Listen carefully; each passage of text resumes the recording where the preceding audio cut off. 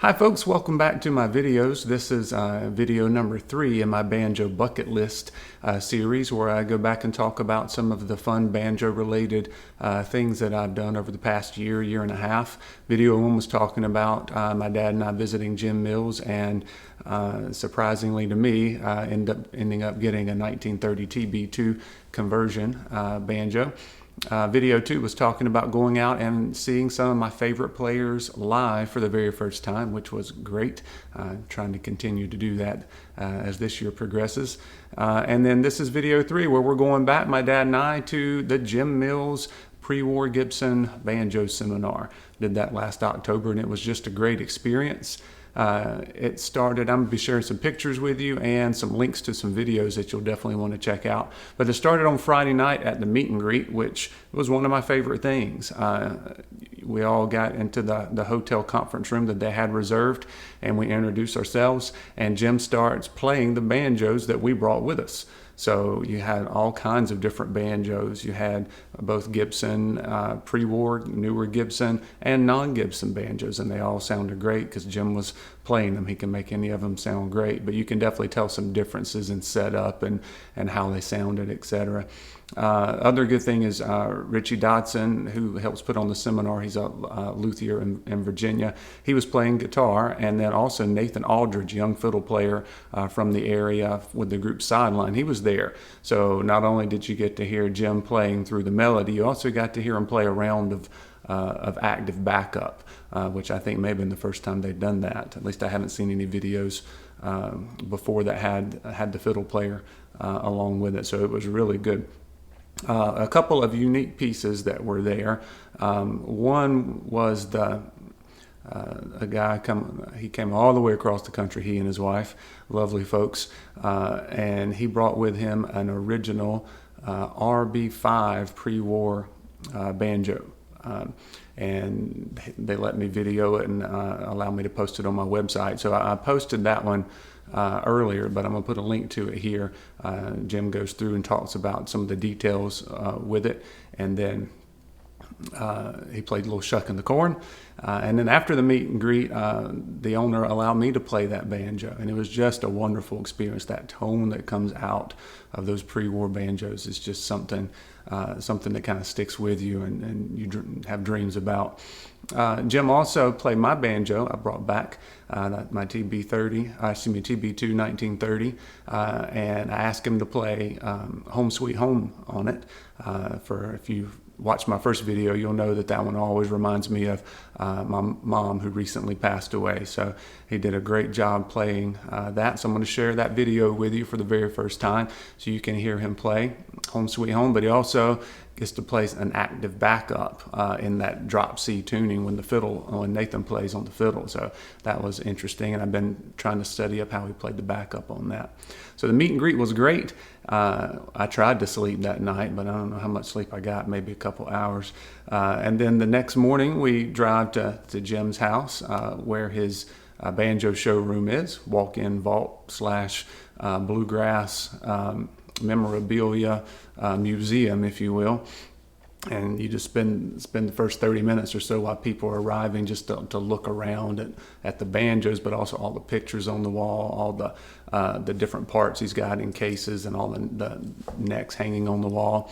And then the seminar starts, and in about 15 minutes, your brain starts to be on overload, because he starts talking about the different configurations through the pre-war era there, from about the late 1920s through about 1940 or so, and all the different changes in the tone rings and the different changes in the flanges, the different models of banjos, the different tuners and tailpieces and such that came on each one, and how they changed a little bit through the years as well.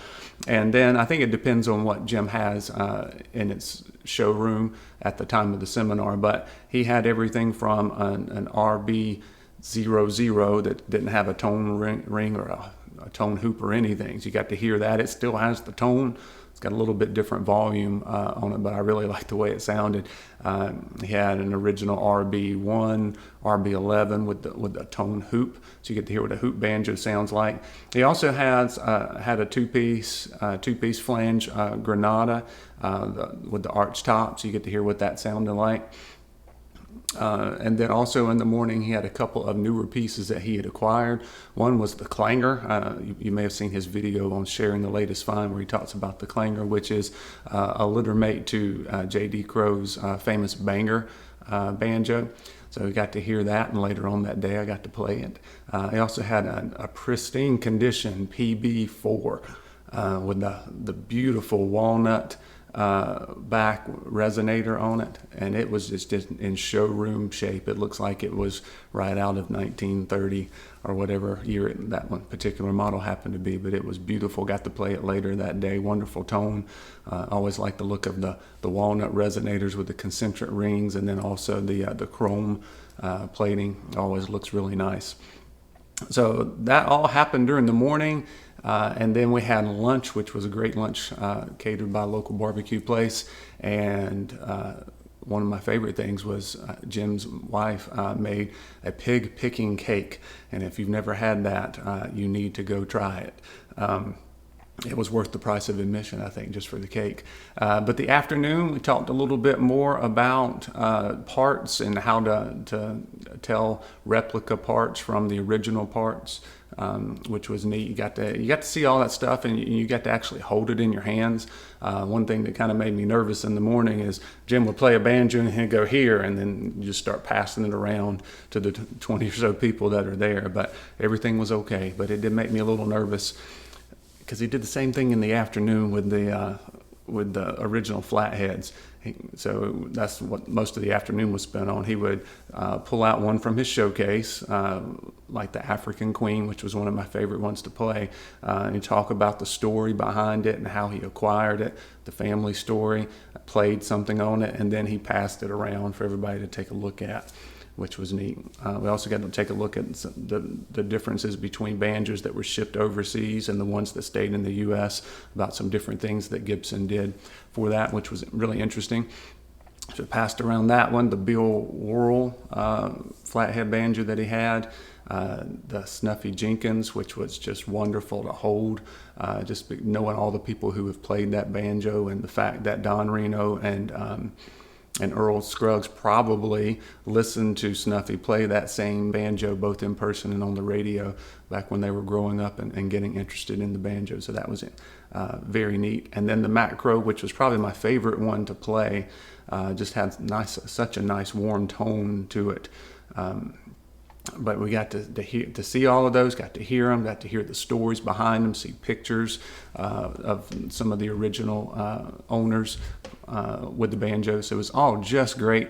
And then the very last thing is you get to play those banjos. So I'm going to share some of those pictures with you. Actually, snuck a little video of myself playing the Snuffy Jenkins. So I'm going to give you a little link to that. It's about a 30-second video, and I really messed up the last note on playing Cripple Creek, but that's because my hands were shaking. So we'll blame it on that. But just a wonderful experience. The same folks that I met there, they came up to me and said, "I recognize you from your videos." So we talked about that for a little bit during lunch, and that was fun. And some of the same people I saw again later on at some of these other events that I went to. So that was very neat. Start run around in the same circles and get to see the same people and talk about those. It's kind of like you never meet a stranger when you go to talk about banjos. It's just such a common love of the people who enjoy those. So I definitely highly recommend anybody interested in pre-war World War II, pre-World War II history, Depression era history, musical instrument history. Anybody interested in any kind of banjos would just love to hear or to be involved in the banjo seminar that Jim puts on. Just a wonderful experience. And in fact, you could probably just go back each year and learn something different. I'm planning on going again sometime in the next couple years for sure, if he keeps having it. Jim could teach a class. Right? We could go every week for a class and learn something new. It would take that much time to get through just a piece of what he knows. So I hope you enjoyed that. Please consider going. It would be worth your while. And I hope you've enjoyed these pictures and some of the links to the videos. All right. Thanks a lot. Next time we will talk about Banjo-thon 2016. All right. Take care.